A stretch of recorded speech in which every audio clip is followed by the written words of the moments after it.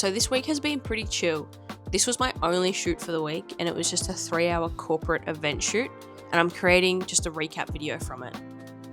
So I had someone on Instagram message me about negotiating and budgets and chasing invoices, and so I thought I'd talk a bit about that. So whenever I have a lead come through, I always try and get them onto a phone call. This is because I don't just have one set hourly rate. I kind of have a few different hourly rates that I go with depending on the scope of the project, pretty much. If they've inquired directly through my website and they've clicked a budget option, this also gives me a really good indication of where I think they're going to be sitting at on this scale. So I try and explain to them the different levels of production that I have. I don't call it a different hourly rate. I call them levels of production.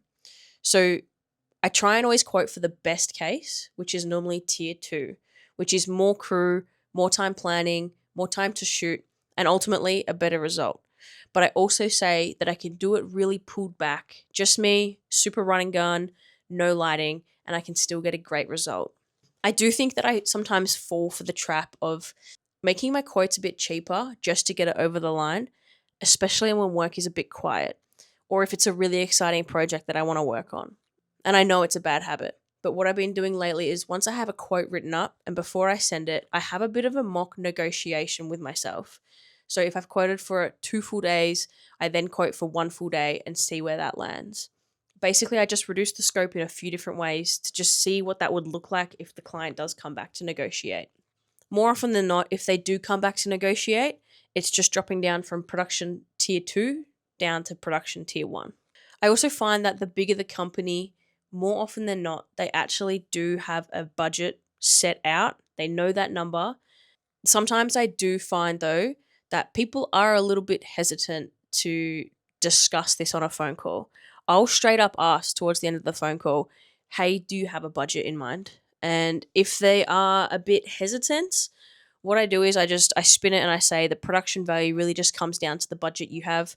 We could do this in 2 days of shooting and really take our time to, set up the lights, set up each shot and get really beautiful shots. Or we could do it in a half day, but there would be no lighting, no assistant to help run through everything on the day. We'll still get an incredible result, but there will be less content, less diversity in the scenes that we're able to capture. Essentially, more budget just means more time, more production value. So wherever you're sitting, we can make it work. And I find that if they do have a budget in mind, they're more open to expressing it. Or if not, I still quote them for tier 2 production. And then they come back to me and they go, this is the budget we're working with. So when it comes to chasing up invoices, you need to use your content as leverage. It blows my mind when I talk to people and they let me know that they just hand over all of the assets before they've been paid. Because as a creative, what you've made, what you've created, what they've hired you for is like your leverage in getting your invoices paid. And so you just shouldn't hand it over until you've been paid. So my payment terms are 50% upfront and pre-production starts once that deposit has been made. And then the final 50% is due either 3 weeks post-shoot or when the content is ready, whichever one occurs first. I stipulate this from the get-go in my service agreement that I send to a client before pre-production starts. And so if they've read it, they're aware of it. But I know that if a client, they have a tight deadline and they need the content by a certain date, I let them know, hey, I don't share the finished content until full payment has been made. I know you have this deadline, so I'm just letting you know that the final invoice needs to be paid prior to that date so that you can have that content ready to go. I think if you're just upfront about all of this and you include all of this in your service agreement, people get it. It's business. There was actually this one instant in 2024 where I did this shoot for this company that was based in the UK. They hired me to do the shoot in Melbourne for them because they had just sponsored a pro athlete. And I shot all the content and it was like super tight turnaround. It was like shoot it all and deliver it all within 2 weeks. And I was like, cool, I've got this. Booked out my calendar to make sure I could achieve this. I did it, sent all the drafts to them. They had their feedback, whatever, got through the approval process. And then they just didn't pay. They were just so held up on the invoice being paid. And during that process, I stood my ground respectfully, and I was like, I'm sorry guys, I can't give you the content until it's been paid. It's my payment terms. And I'm so glad that I wasn't lenient and gave them the content, because it took me 7 months to get paid.